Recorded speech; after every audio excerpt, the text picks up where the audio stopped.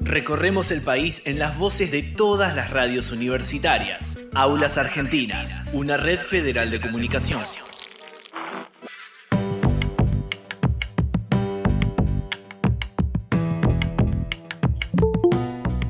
Buenos días, buenas tardes, buenas noches. Arrancamos un nuevo programa de Aulas Argentinas. Pleno invierno, podemos decir, así que bueno, los vamos a estar acompañando durante la próxima hora, vamos a estar recorriendo y conociendo un poco más las universidades públicas. Mi nombre es Agus Colucci, pero por suerte no voy a estar sola para acompañarnos. Hoy trajo muchas hojas, no sé qué tiene ahí. ¿Qué haces, Leo? ¿Todo bien? ¿Qué tal? ¿Qué trajiste? ¡Hay una planilla! Una planilla con... No sé que nos ve una planilla. No, estuvimos actualizando un poco las radios que retransmiten Aulas Argentinas. Bien, entonces vamos a estar saludando. Los trajimos para saludar más que nada, exactamente. Saludamos también del otro lado del vidrio, para que la gente entienda, en el control, como quien dice, nuestro operador Facundo González y nuestra productora general, que ahí ya nos está marcando las cosas, Marianela Alvira, y Agus Juárez también en redes sociales. Nos vamos ya mismo. Yo me estaba quejando del invierno, pero ahora nos vamos a ir para la ciudad de Río Gallegos, porque la Universidad Nacional de la Patagonia está realizando una convocatoria que llama a que puedan presentar los estudiantes docentes y no docentes de la UMPA sus propuestas para sumarse a Radio UMPA. Pero para esto lo tenemos a Cristian Besones, jefe del Departamento de Radio de la Universidad Nacional de la Patagonia Austral. Hola Cristian, ¿cómo estás? Agustina y Leandro te saludamos. ¿Qué tal, Agustina? ¿Qué tal, Leandro? ¿Cómo están? Espero que se escuche bien. Saludos a toda la audiencia y bueno, muchas gracias por invitarme a Aulas Argentinas. Te escuchamos perfecto. Creo que es la primera vez, ¿no?, que te sumás al programa. Sí, es la primera vez. Ah, bueno. Bueno, contanos un poco cómo lo pensaron, ¿no? Esta convocatoria, que está bueno y que se da en muchas radios universitarias en algún momento del año, de abrir el espacio para que toda la comunidad universitaria pueda presentar sus propuestas para cada una de las emisoras. Bueno, nosotros tenemos como política todos los años hacer 2 convocatorias para presentación de proyectos para la radio. Esas convocatorias están, como decías al principio, están abiertas para alumnos, para docentes, para no docentes, que quieran trabajar. También pueden con compañeros, con colegas, o que quieran trabajar con gente también de la comunidad ampliada, digamos. Es decir, gente de la ciudad también puede sumarse en algún equipo de trabajo, de acuerdo a la temática. Y bueno, esa política que sostiene la radio la viene implementando desde hace mucho tiempo. Son 2 convocatorias, una para la primera mitad del año y otra para la segunda. En este caso estamos abriendo para la segunda mitad del año. Vamos a recibir proyectos hasta el 8 de agosto y luego pasan a una instancia de evaluación donde participan personas que están dedicadas a la radio o a la comunicación dentro de la universidad, y entre todos se eligen y se ponderan, digamos, las presentaciones que luego son notificadas de las que son elegidas, que pueden hacer el programa directamente con la radio. ¿Qué tal, Cristian? Leandro, que te saluda, ¿cómo te va? ¿Qué tal, Leandro? ¿Esta es la primera vez que se hace o ustedes ya lo venían haciendo en otras oportunidades? No, ya lo venimos haciendo desde hace varios años. Por lo menos más de 10 años que venimos haciendo estas convocatorias. ¿Y Incluso tenemos una ordenanza, ¿no?, que prevé las convocatorias, ¿no? Una normativa que prevé las convocatorias. ¿Y qué tipo de propuestas aparecen? De todo. Es muy amplia la propuesta. Las propuestas que recibimos tiene un abanico de temas y de formatos también, que es bastante amplio. En este caso, en la convocatoria de la primera mitad del año y esta otra, que es de la segunda mitad, hemos elegido priorizar aquellas propuestas que están enmarcadas dentro de lo que son los objetivos de desarrollo sostenible, los famosos ODS, que integran la Agenda 2030, que es para el desarrollo sostenible. Y entonces aquellas propuestas que se vinculan, por ejemplo, con la finalización de la pobreza, con el hambre cero, con salud y bienestar, con educación, igualdad de género. Bueno, algunos de los 17 objetivos que tiene la Agenda 2030, esos proyectos tienen, digamos, una mejor ponderación que, bueno, quienes no lo incluyan. Ahora, como son objetivos muy transversales, prácticamente la mayoría de las propuestas tiene algo que ver con estos objetivos. Hay algo que me parece interesante de esta convocatoria, que es distinta quizás a convocatorias que se hacen en otras universidades, que aparte es abierta al personal no docente y también a los docentes. Está bueno porque siempre generalmente es para los estudiantes y los vinculados a carreras de comunicación o periodismo. En este caso, ustedes se encuentran generalmente con proyectos que vienen de distintas carreras, de distintos espacios. Sí, sí, efectivamente. Eh, en general, los alumnos de radio, los que hacen alguna propuesta de radio, son los que primero se enganchan, pero no son los únicos. También hay docentes que tienen alguna propuesta temática que vincula algún aspecto de extensión, por ejemplo, y de sus áreas temáticas traen algo de la divulgación de esas propuestas a la radio. Hemos tenido programas docentes vinculados a la literatura que traen programas, literatura para niños, filosofía para niños, literatura para adultos, ficción. También hemos tenido propuestas de ciclos informativos, bueno, un poco de todo. Y te cuento así como al pasar, las propuestas de la primera mitad del año que fueron elegidas involucran cuestiones de género, por ejemplo, que están llevadas adelante por no docentes, de un área en particular. Están en una localidad que no está en Río Gallegos, que es el Calafate, desde el CUNEC, que es un centro universitario que tenemos allí, que compartimos con otras universidades. Hay personal que tenía ya unas propuestas y las presentaron a la radio.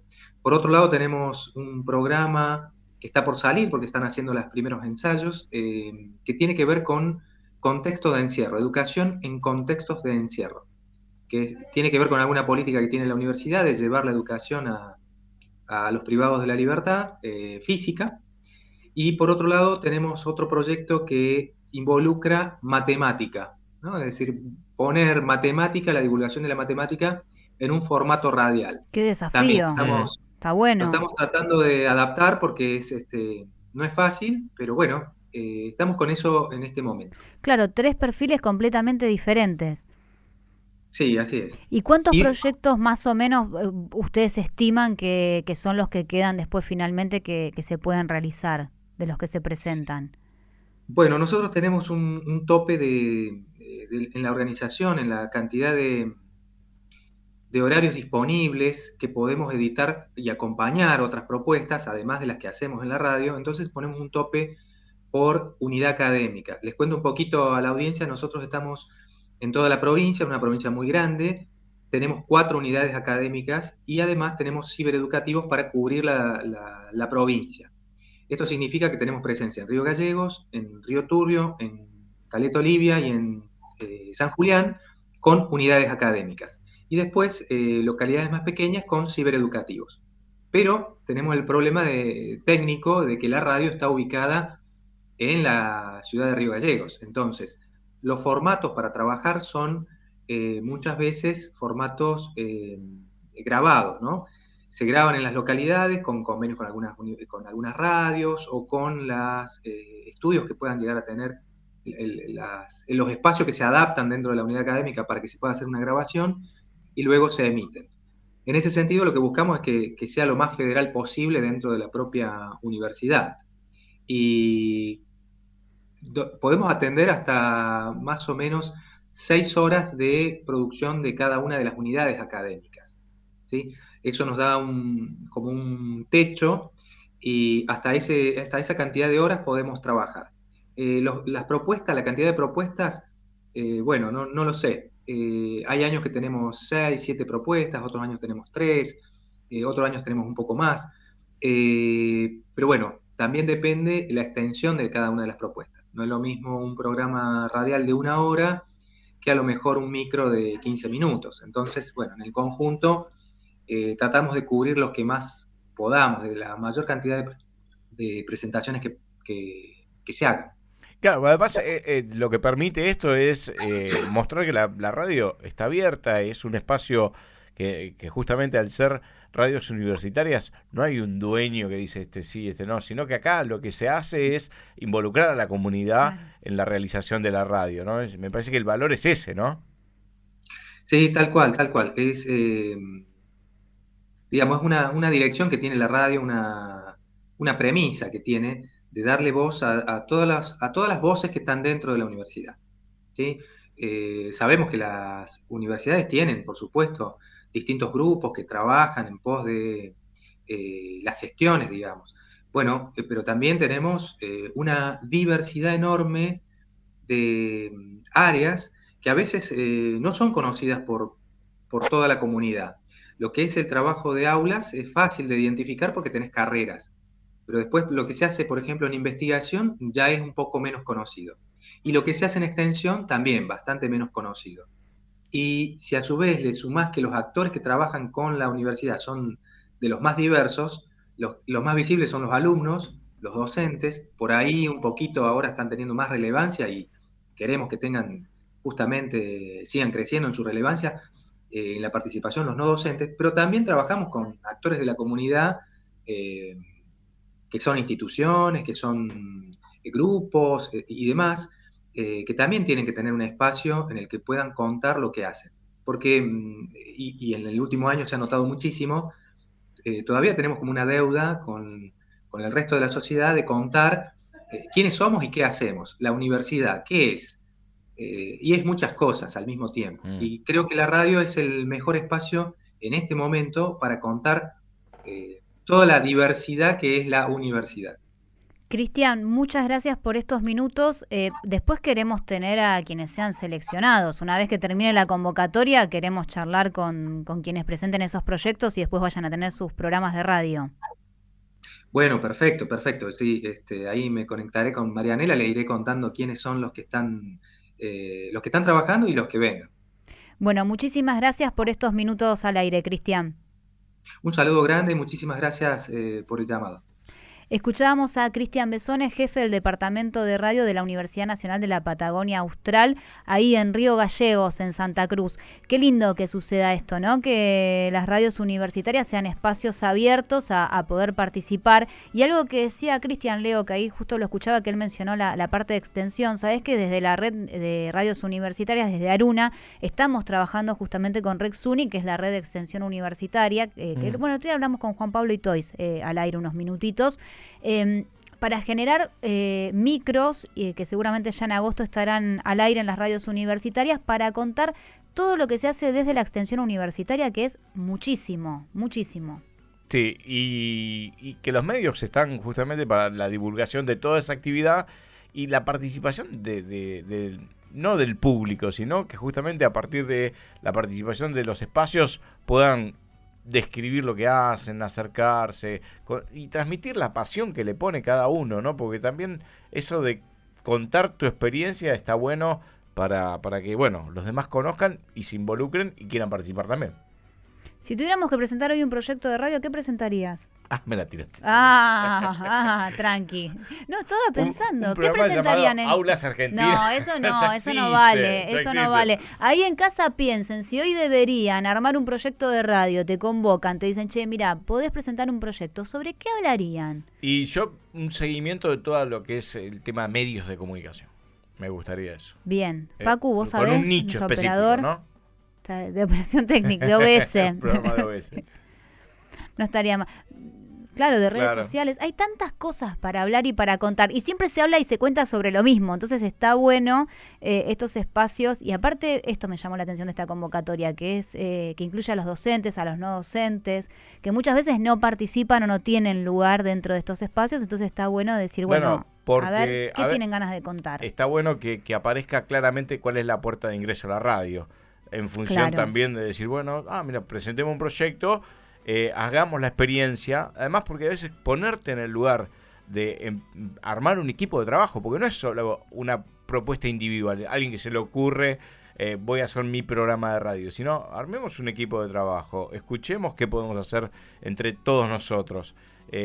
Digo, en la representación de un gremio, en la representación de un espacio de trabajo, ahí empieza a jugarse todo. Bueno, ¿no? Les dejo el desafío. Piensen en casa, ahí donde nos estén escuchando. Si hoy te dicen, bueno, tenés que arrancar un programa de radio la semana que viene, ¿sobre qué hablarían? Claro, y después vienen y lo cuentan en aulas. Después vienen, lo cuentan en aulas, y si también nos pueden seguir en Aulas Argentinas en Instagram y también en el canal de YouTube, nos buscan como Aulas Argentinas y nos escriben por ahí, nos dicen, yo quiero hacer un programa de tal cosa.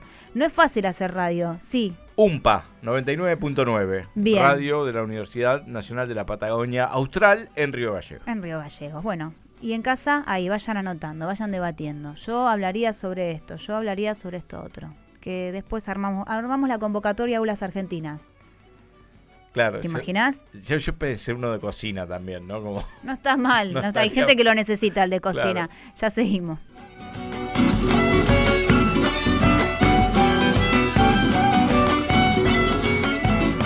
Aulas Argentinas también en Bahía Blanca por AM 1240, Radio Universidad Nacional del Sur.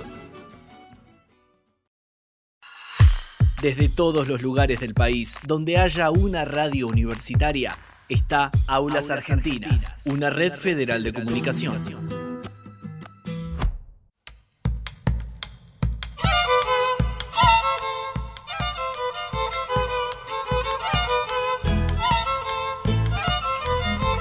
Seguimos en Aulas Argentinas. Recuerden que nos pueden ver y buscar en nuestras redes a través de Aulas Argentinas, en Instagram y también en nuestro canal de YouTube, Aulas Argentinas. No se pueden confundir, es todo lo mismo. Nos llegaba hoy información a la producción del programa que en la Universidad Nacional de Mar del Plata se presentó una guía de uso responsable para la inteligencia artificial generativa. Tema que venimos charlando las últimas semanas con distintos profesionales, y tenemos en línea a Federico Álvarez Larrondo, coordinador del Comité de Expertos sobre Inteligencia Artificial de la Universidad Nacional de Mar del Plata. Él también es profesor titular de la Cátedra Inteligencia Artificial, Tecnología y Derecho de la Facultad de Derecho justamente de esta universidad, y también profesor titular de la Cátedra Derecho Artificial de la Universidad Atlántida Argentina. Hola Federico, ¿cómo estás? Agustina y Leandro te saludamos. Hola Agustina, hola Leandro, ¿cómo están? Qué gusto. Bueno, bienvenido al programa. Imagínate que tenemos 8.000 preguntas para hacerte, pero bueno, vamos a ser breves. Primero, distinguir qué es esto de la inteligencia artificial generativa para la gente que nos está escuchando y que desconoce esta palabrita que suma algo más. Bien, excelente.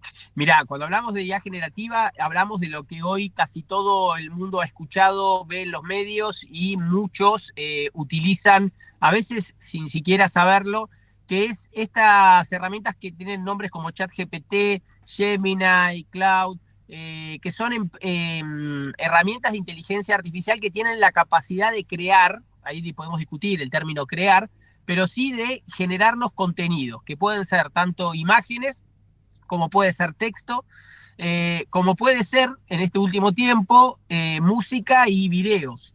Bueno, todo esto lo hace una inteligencia artificial simplemente contando con una instrucción que se llama prompt, que es lo que cada uno de nosotros escribe, ya sea en su teléfono, ya sea en su computadora, cuando utiliza este tipo de herramientas, o la IA que tiene, por ejemplo, cuando usa WhatsApp, que se la impuso la empresa Meta y que la tiene hoy, la porta consigo todos los días y a la que muchas veces le hace preguntas dentro de esa aplicación. Bien, hay dos cosas que quiero destacar. Primero, la guía que presentaron, y aparte que tengan un comité dentro de la universidad que se dedique justamente a estos temas.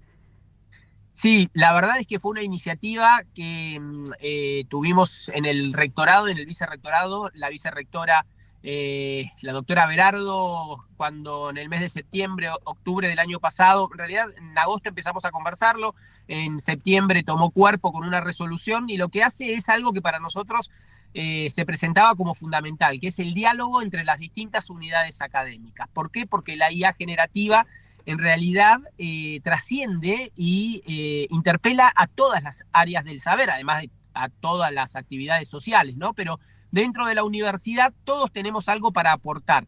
Nosotros desde el derecho en cuanto a las regulaciones, desde el área de ingeniería, en cómo se hacen estas herramientas, la psicología respecto a cómo en los hechos empezamos a vincularnos con estas herramientas que hoy están haciendo, por ejemplo, de terapeutas, y ese es el uso más importante que se le está dando hoy a la IA generativa, desde el área de arquitectura, que en realidad hoy muchos de los diseños ya se empiezan a hacer con inteligencia artificial, y así podría seguir con cada una de las áreas. Fue así entonces que se pidió a cada una de las unidades que enviasen 2 representantes que estuviesen trabajando en temáticas de inteligencia artificial, y la verdad que esto ha sido sumamente enriquecedor para todos, porque cada vez que nos reunimos, cada uno con su mirada y desde su realidad empieza a aportar los impactos que la IA está teniendo, y de esa manera, bueno, es que pudimos avanzar con esta primera etapa, que es simplemente uno de los muchos eslabones que vienen de aquí hacia adelante. Federico, ¿qué tal? Leandro Clave te saluda. La pregunta es, porque digo, el miedo que le tenemos a la IA es real, ¿no? Que en algún momento vaya reemplazando tanto la tarea humana y la tarea de los profesionales y de las personas que se dedican a generar conocimiento, que en algún punto la pregunta es, ¿cuándo la IA va a generar directamente el conocimiento y va a reemplazar al ser humano? ¿Esto puede pasar? Es muy buena la pregunta, porque en realidad es uno de los grandes debates que teníamos desde el inicio, ¿no? Tal vez en los hechos nosotros cada vez que hacemos una interacción con la IA la estamos entrenando. ¿Por qué? Bueno, y esto también empieza a marcar uno de los grandes temas que se analizaron puertas adentro y que forman parte de la guía, que es este tema de la distinción entre aquellos que pueden utilizar herramientas pagas y herramientas gratuitas. A mí ChatGPT lo puedo usar sin pagar o lo puedo usar pagando. Ahora, ¿dónde está la diferencia? Bueno, que para usarlo sin pagar yo le estoy entregando todos mis datos y todas las conversaciones que estoy teniendo con esa herramienta. ¿Esto qué hace? Bueno, por un lado, enriquece a la IA y obviamente que la hace cada vez más potente. Y pensemos que cada vez hoy se la entrena con, si se quiere, con todos los datos que la humanidad ya ha generado. Por eso acá hay una gran discusión y es muy interesante, porque la idea es si está replicando nada más que conocimiento anterior o si está creando. Y la verdad es que estamos encontrando situaciones en las cuales lo que trae son soluciones nuevas a problemas viejos. Lo estamos viendo, por ejemplo, en el área de la medicina, donde está empezando a haber enfermedades mucho antes de que el ojo humano pueda verlo. Y esto también genera desafíos éticos muy importantes, ¿no? Si yo soy un experto en imágenes y miro una imagen y digo, bueno, aquí no hay ninguna enfermedad, y la IA me dice, no, sí, aquí hay un principio de cáncer, por ejemplo, bueno, la pregunta es qué va a hacer el profesional ante ese escenario. Ahora, si esto empieza a crecer de la manera en que lo está haciendo, ya los propios líderes CEOs de estas empresas reconocen que en 2 años vamos a empezar a sentir el impacto sobre el mercado laboral. ¿Por qué? Bueno, primero porque está empezando a hacer tareas que son, si se quiere, entre comillas repetitivas, pero que son intelectuales, que hoy hacía el grueso de los que ingresaban a las empresas. Por el otro lado, estamos generando agentes. ¿Qué son los agentes de IA? Bueno, es un paso que va más allá todavía de la IA generativa. Es una IA a la cual simplemente le pedimos que haga algo y se encarga de hacer todo. Por ejemplo, le decimos, bueno, diseñame una página web. Y hoy, cualquiera de estas herramientas ya directamente te puede diseñar la página web, te la puede subir a la red y ya puede empezar a operar y, por ejemplo, todos los días a la mañana encargarse de renovar las noticias que va a publicar en esa página web. Y vos solamente escribiste un prompt una vez en tu vida y no lo hiciste nunca más. Con lo cual la posibilidad de impacto en el mercado laboral es innegable. Es innegable. Querer decir o abrazarse a un romanticismo donde, bueno, esto se va a controlar, la verdad es que mientras no haya decisión de los poderes públicos, y por eso es tan importante la creación de estos organismos, la verdad es que va a ser muy difícil que no se dé ese escenario que, insisto, las propias empresas y los propios generadores de estas herramientas ya están vaticinando. Ahora hay un punto que no sé si, digo, corregime si no es así, ¿no? Pero digo, la interrelación humana, entender a veces qué pasa dentro de una, pienso en una institución, en un espacio, digo, hay tareas que no sé si la IA va a poder nutrirse de esa información. Me parece que hay algo propio del ser humano que no sé hasta qué punto puede llegar a la IA. O sí. Ahí tenemos un gran debate. ¿Por qué? Porque la verdad es que la IA lo que hace es imitar lo que hace el ser humano. Entonces, el problema más grande que tenemos es que en los hechos, la IA primero, que como está hoy generada, no piensa, no razona como nosotros, sino que en líneas generales, por lo menos por ahora todavía, esto es lo que llaman los LLM, que son estos modelos de lenguaje extenso, lo que hacen es ir hilvanando palabras de manera sintáctica, es decir, sabe que a la palabra te quiero por lo general le sigue mucho. Entonces, lo que hace es probabilidades, cálculos probabilísticos matemáticos, y te dice, bueno, la siguiente palabra que debería ir ahí es mucho. Cuando yo lo leo, digo, sí, está perfecto. ¿Por qué? Porque es en realidad la respuesta que uno esperaría de otro humano. Bien, pensar no piensa, bárbaro. Ahora, sin embargo, ya muchas de las interacciones que estamos haciendo con la IA a la hora de conversar, tiene un tono similar al de los humanos, imita la situación en la que nosotros nos encontremos. Por ejemplo, puede compartir o fingir felicidad o fingir tristeza junto a nosotros y tratar de levantarnos el ánimo. Y si a eso le sumamos una segunda etapa, que es la aparición ahora de los robots, en algunos casos humanoides con forma directamente de robot como en las películas, pero por el otro lado, aquellos que son realistas, donde para colmo se están imitando los movimientos faciales, los músculos de la cara.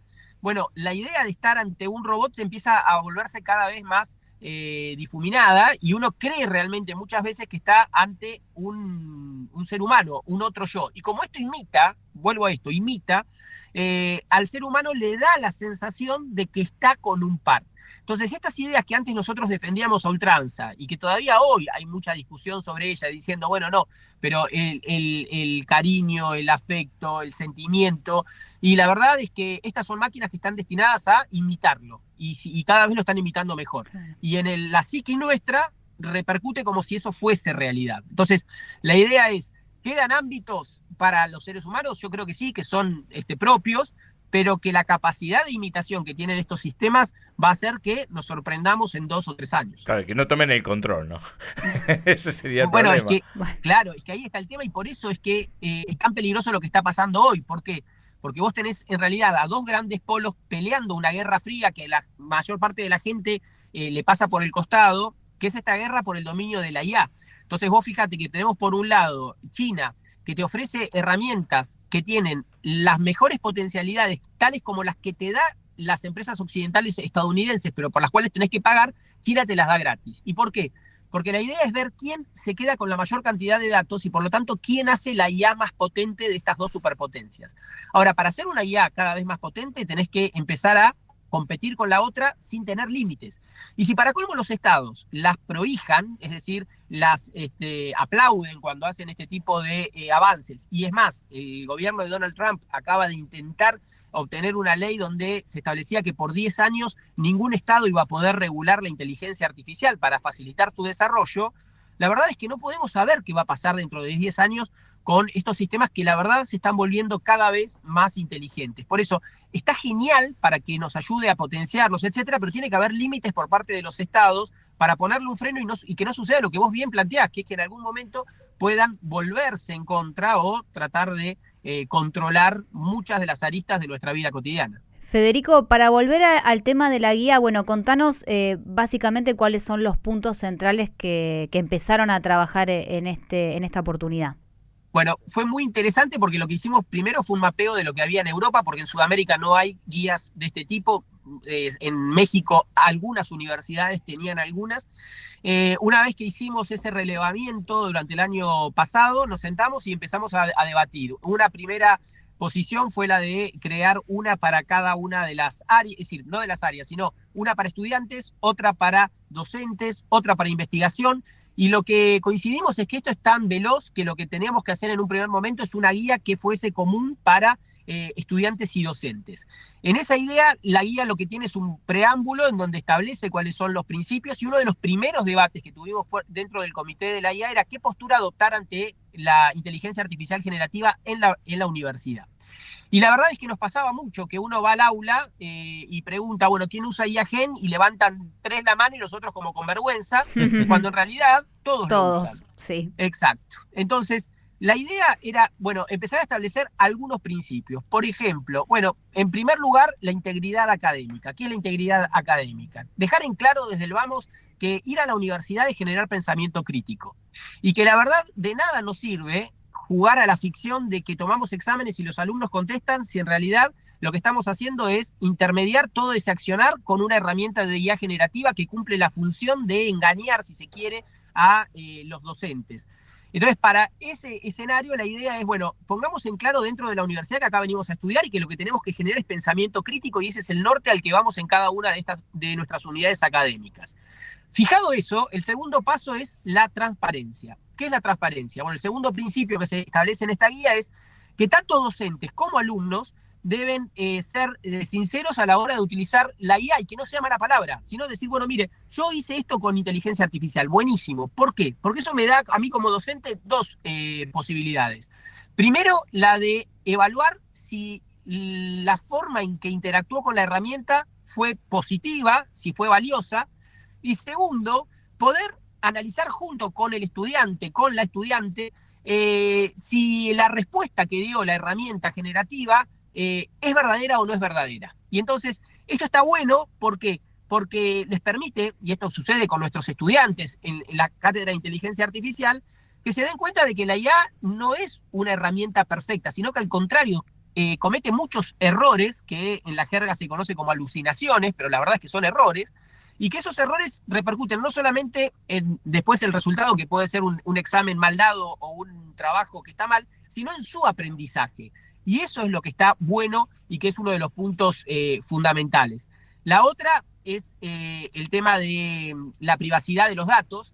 Es fundamental entender que no se puede trabajar con datos personales. Uno de los grandes problemas que estamos teniendo hoy con estas herramientas es que justamente lo que ofrecen es memoria, es decir, conocernos de tal manera que cuando le hacemos la próxima respuesta ya sabe quiénes somos y por lo tanto responde de la manera que nosotros queremos. Claro. Esto tiene dos problemas. Uno es confirmación de sesgo. Yo tengo una idea, la IA entiende que esa es mi idea y las respuestas van siempre en esa línea. Eso que antes le achacábamos a las redes sociales, hoy lo estamos viendo dentro del uso de estas herramientas de IA generativa como ChatGPT, Gemini, etc. Entonces, y la segunda es que esos datos a su vez son utilizados por las empresas. Yo estoy dando datos muy personales o datos de docentes o de colegas o de compañeros o compañeras de clase, y bueno, eso en realidad tiene que ser previamente tamizado por la cátedra para que diga, señores, miren, esto en realidad tiene estos riesgos y no hay que utilizarla de tal o cual manera. La otra es la de que los docentes, antes de comenzar la cátedra, digan, bueno, vamos a usar IA, perfecto, pero la vamos a usar de tal manera. Tanto yo como docente, como también ustedes como estudiantes, y de esa manera dejar en claro las reglas de juego. ¿Para qué? Para que la incorporación sea una incorporación, si se quiere, positiva.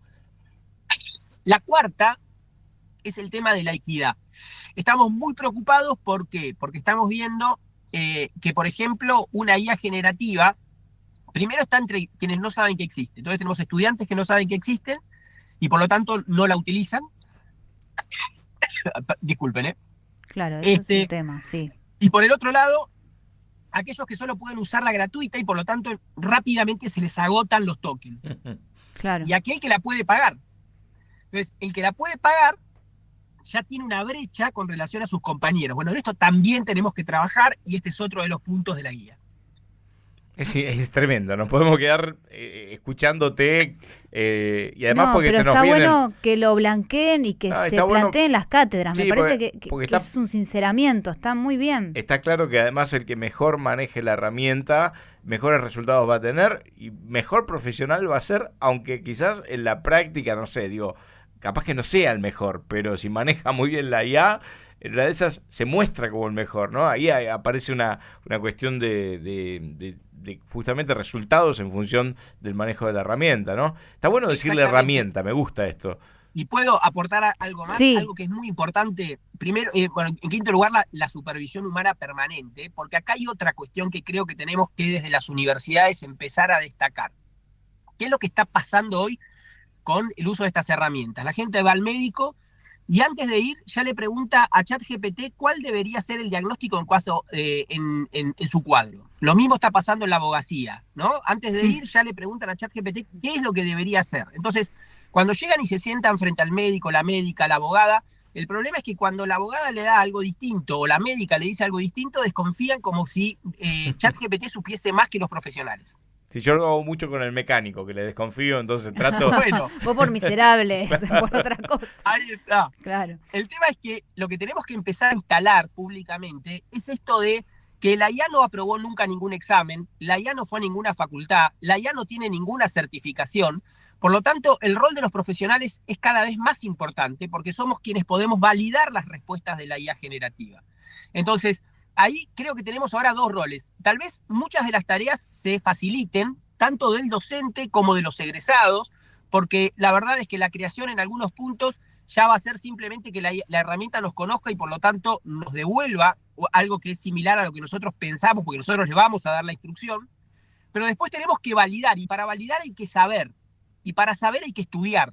Entonces, acá hay que poner en valor el estudio, justamente como herramienta para que sea el diferencial a la hora de fiscalizar lo que esa herramienta de IA te va a devolver, y que además para nosotros todavía sigue siendo una herramienta que la vamos internalizando en nuestro diario acontecer, pero para la generación beta que nació ahora, o los chicos que tienen 10 años, en realidad va a ser algo natural que la IA los acompañe en el día a día en cada uno de los desafíos. Entonces, eso también nos obliga a nosotros, desde los ámbitos docentes, a repensar toda la forma de transmisión de conocimiento, de evaluación, pero a su vez también de capacitación de los estudiantes y nuestro rol fundamental de autoridad certificante de aquello que la IA nos está entregando. Federico, muchísimas gracias por estos minutos. La verdad que tenemos más dudas que certezas ahora, pero no, me parece importante esto, que lo trabajen, que aparte que se blanquee, que está presente en las aulas, en el estudio, y que los alumnos y alumnas puedan sentirse libres de plantearlo y trabajarlo junto con los docentes, que no sean mundos separados. Exactamente, que no sea una mala palabra porque sería negar la realidad, y la verdad es que esto está pasando, que las estudiantes y los estudiantes lo están utilizando, y la verdad es que hay que acompañarlos, y también para los docentes, ¿no? Porque hay muchos docentes hoy que están generando textos, generando contenido que después lo utilizan en el aula. Bueno, ahí también tenemos que tener control de aquello que estamos entregando y que no sea una herramienta que nos sustituya, que este es el otro último punto con el que cerramos dentro de la guía, que es esto de la delegación cognitiva, que sí me ayude, pero que no venga a reemplazar lo que es mi capacidad de generar ideas, pensamientos, conocimiento. O hasta recordar cosas. Viste que a veces no te acordás algo y vas y lo buscás enseguida y preguntás y consultás. O sea, también eso. Pero pensá también que hoy, por ejemplo, con lo que se llama Deep Search o investigación profunda, vos le das un prompt y en 11, 15 minutos te devuelve un texto de 20 páginas. Entonces digo, claro, este es el problema que estamos empezando a afrontar. Si yo les sigo diciendo a mis estudiantes, háganme un trabajo sobre, la verdad es que se lo van a pedir a Gemini o a Chat y me lo van a traer y van a cumplir y todos vamos a decir, bueno, cumplimos con la formalidad, y eso no es educación. Entonces, por eso es que esto nos obliga a interpelarnos puertas adentro, que es lo primero que quisimos hacer, y ahora empezar a trabajar en una segunda etapa con cada una de las unidades académicas. Bueno, la competencia de egos sería el debate próximo, ¿no? Muchísimas gracias, Federico, por estos minutos. Al contrario, un placer. Muchísimas gracias por la comunicación. Lo escuchábamos desde la Universidad Nacional de Mar del Plata, el coordinador del Comité de Expertos justamente sobre inteligencia artificial y también profesor titular de la cátedra Inteligencia Artificial, Tecnología y Derecho de la Facultad de Derecho de esta universidad, Federico Álvarez Larrondo. ¿Qué más que agregar? Me parece que no mucho más.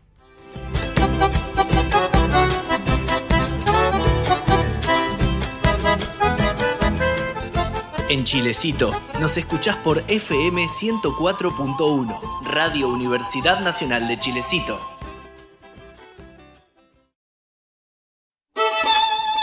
Seguinos en Instagram como @aulasargentinas y conectate con la información de las radios universitarias.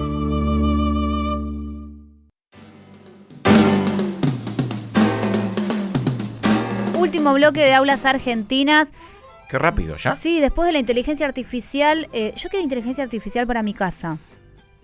Estaría, limpiame los muebles, haz esto, haz lo otro. No, vos querés un esclavo. Sí.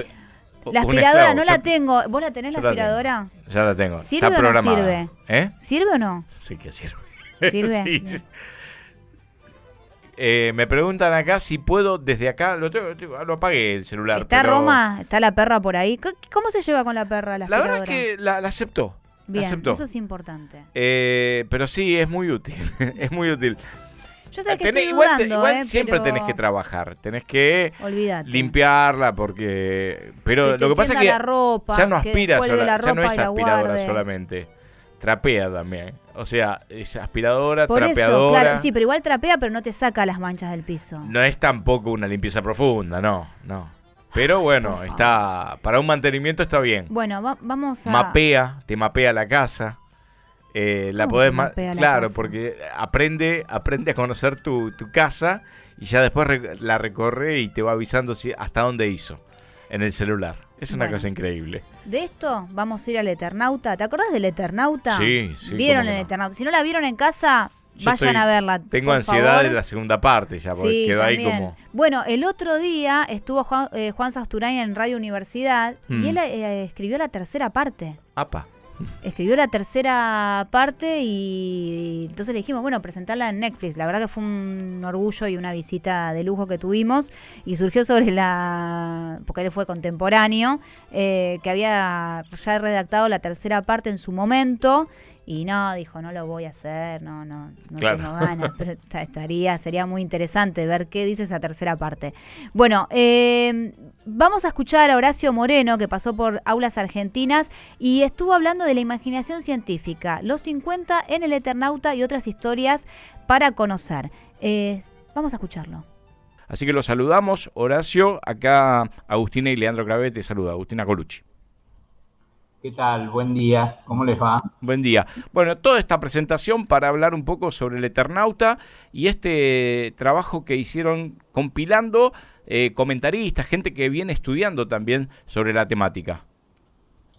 Sí, es una compilación de artículos académicos y artículos ensayos alrededor del Eternauta que abarca prácticamente unos 40 años de producción. Tenemos trabajos que son de la década de los 80 hasta trabajos que se hicieron específicamente para esta compilación en 2024. Así que tenemos un espectro bastante amplio y además un espectro geográfico amplio porque hay trabajos de estudiosos académicos de Estados Unidos, de Inglaterra, de Brasil. Claro, que aparecen en estas historietas también la idea de una imaginación científica, ¿no? Porque pensemos en los años 50, ni internet, creo, ¿no? Prácticamente el mundo era otro, pero es ¿no? una época que está asignada por el desarrollo que trajo lo que se conoce como el peronismo clásico, las primeras presidencias de Perón, y la planificación de la industrialización del país a través de la investigación científica y tecnológica. Uh-huh. Y esto es un imaginario que se impone fuerte en la sociedad, más allá de que también había productos importados que traían eso, ¿no? Pensemos que es la época también dorada de la ciencia ficción norteamericana, tanto literaria como cinematográfica, y eso también llegaba, pero también se genera un imaginario científico popular dentro de la Argentina, a partir de revistas que hacían divulgación. La propia revista Más Allá, que es una revista que sale entre 1953 y 1957, además de publicar cuentos de ciencia ficción, hacían divulgación científica, o la revista Mundo Atómico, que sí, esa respondía más a las imprentas oficiales, era la antigua editorial Jaines, que también salió entre 1950 y 1955 y era claramente una revista de divulgación científica. Uh-huh. Y de hecho, hay algo más que es la participación de la gente en general por incentivo del gobierno, que pide que la gente envíe ideas, propuestas, proyectos para incluir en el segundo plan quinquenal. De toda esa masa de cartas que le escribieron al gobierno, efectivamente, hay un corpus que uno de nuestros ensayistas, no en ese ensayo que está en el libro, pero en otros lo ha estudiado, que habla justamente de desarrollos científicos que se proponían para que fueran incluidos como posibilidad dentro del segundo plan quinquenal. Así que había como un imaginario, no es que era una cosa que caía de repente o era una importación de algo que sucedía en otro lado y que no tenía mucho que ver. Horacio, a mí me interesa tu opinión porque, digo, mucha gente está descubriendo el Eternauta ahora, muchas generaciones, ¿no? Otros los leímos quizás en la universidad cuando estábamos cursando, pero vos que conocés más la historia, ¿qué te pasó cuando te encontraste con la serie y con todo lo que está produciendo la serie? Porque digamos que es tema de debate nacional, ¿no? Bueno, un poco, digamos que teníamos la expectativa de que la serie funcionara bien por los realizadores, pero además porque, bueno, nada, la fijación con el tema del Eternauta me acompaña a mí hace muchísimos años. Tuvimos la oportunidad de generar este libro que implicó un gran trabajo de toda la gente que trabaja en la editorial universitaria de la Universidad Nacional de José C. Paz. Y la serie, nada, nosotros sabíamos que estaba en marcha, así que también era un buen momento para sacar el libro. De hecho, el libro salió a finales de noviembre del 24, pero ahora tuvo una presentación en la Feria del Libro, y la serie me parece realmente maravillosa. O sea, me parece que es un producto audiovisual muy cercano a la perfección y que además mantiene el espíritu de lo que fue el Eternauta y lo ayorna, que es lo más difícil de hacer.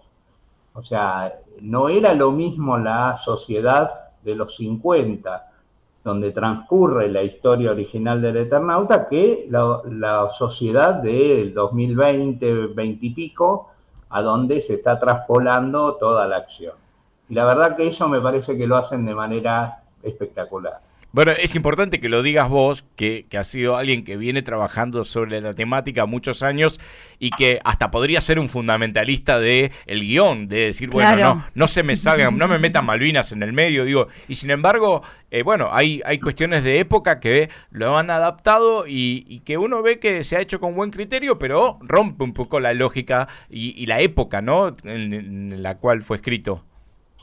Pero creo que habla de la lógica que tiene, la lógica más genuina que tiene el Eternauta dentro, que es justamente el tema este de ese grupo de amigos, eso que evidentemente es algo que a lo largo de las décadas se da en la Argentina, es una característica muy argentina, por eso es totalmente plausible en la adaptación a la época actual.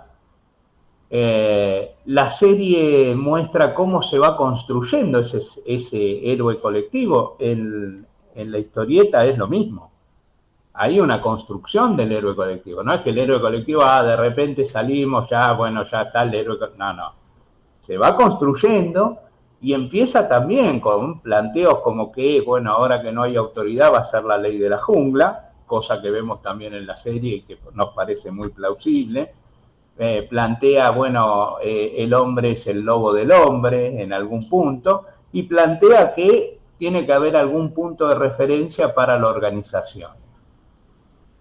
Cuando nosotros hemos tenido una historia, 70 años de historia prácticamente pasaron desde la versión del Eternauta original a esta adaptación. Bueno, yo creo que esos hitos, esas derrotas que hemos tenido a lo largo de nuestra historia, están muy bien esbozadas, pinceladas alrededor de lo que va pasando.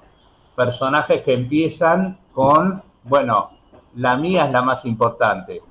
Juan Salvo de la serie de Netflix que tiene que ir a buscar a la hija sí o sí, o Favali que lo único que le importa es la casa y su esposa, y eso se va construyendo.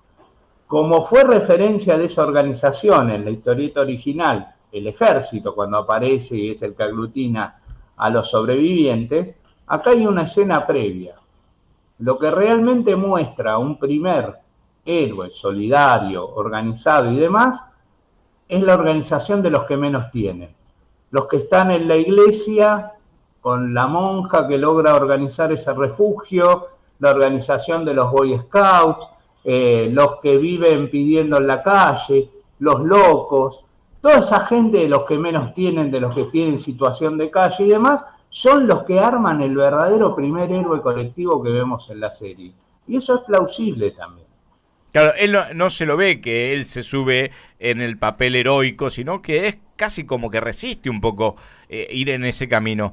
Yo pensaba el lado político también de la época y cómo lo podemos traducir o qué podemos decir sobre también una sociedad muy dividida. Digo, los 50 tuvieron mucha división y hechos muy sangrientos, ¿no? ¿Cómo se circunscribe un poco el Eternauta en ese momento? Bueno, a ver, el problema de esto es que hay relecturas. Problema, para mí enriquecedor. Hay relecturas.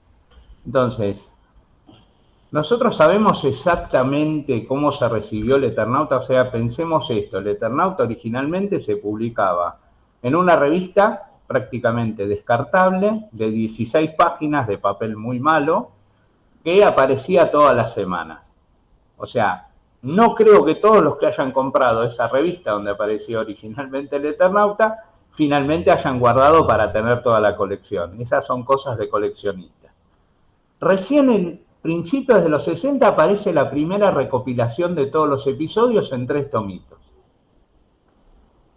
Pero volviendo al tema político, o sea, no sabemos cuál fue la recepción. Sí podemos saber un poco, y algo lo planteo yo en mi artículo adentro de este libro, el lugar desde donde produce en ese momento de su vida Oesterheld. Porque Oesterheld, y digamos que muchos, en los 60 y en los 70 hacen una relectura de ese Eternauta de 57-59. Hacen una relectura, o sea, se plantea, ¿no?, el héroe colectivo y que yo ya veía que los obreros, que esto, que el otro y demás. Ahora, si uno hace una lectura situada, ¿de dónde venía Oesterheld? ¿Cuál era su, sin sonar demasiado marxista, cuál era su procedencia de clase? Conocé todo lo que pasa en nuestras universidades nacionales. Conectate con Aulas Argentinas.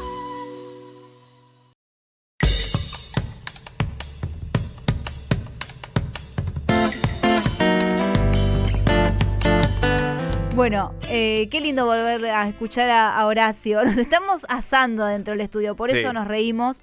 Arrancamos quejándonos que hacía frío, bueno, pedimos el aire y ahora estamos, parece un spa esto acá dentro. Tanto pedíamos inteligencia artificial, pero no pudimos manejar la temperatura dentro del estudio, ¿no?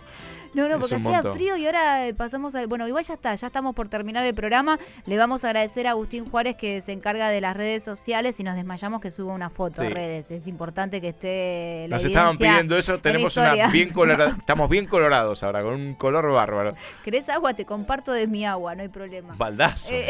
Gracias Marianela Alvida en la producción del programa, Facundo González en la operación técnica, Leandro Cravé, muchísimas gracias. Saludamos a algunos de los compañeros y compañeras que nos están... ¿En qué ciudad? Más, alguna, decime, no me digas los Polvorines, por ejemplo, la Universidad de General Sarmiento. Qué lindo. Puede ser la gente de Río Cuarto, Córdoba. Qué lindo, un abrazo para Río Cuarto. Voy a estar por ahí en agosto. Puse San Justo acá, la Universidad de La Matanza. Sí, claro. La noté también, pero nos estamos asando. Bueno, y así toda la gente que se viene sumando. Por ejemplo, en Santa Cruz, Río Gallegos, la UMPA, que hoy estuvo en el programa. Tierra del Fuego. Bahía Blanca. La UTN también, que está Chaco Corrientes. Ahí con la gente de Chaco, tal cual. Qué lindo. Bueno, nos volvemos a encontrar la semana que viene porque ya no podemos más. Necesitamos que nos traigan un suero. Mi nombre es Agus Colucci y nos vamos a volver a encontrar para hacer nuevamente este programa que se llama Aulas Argentinas.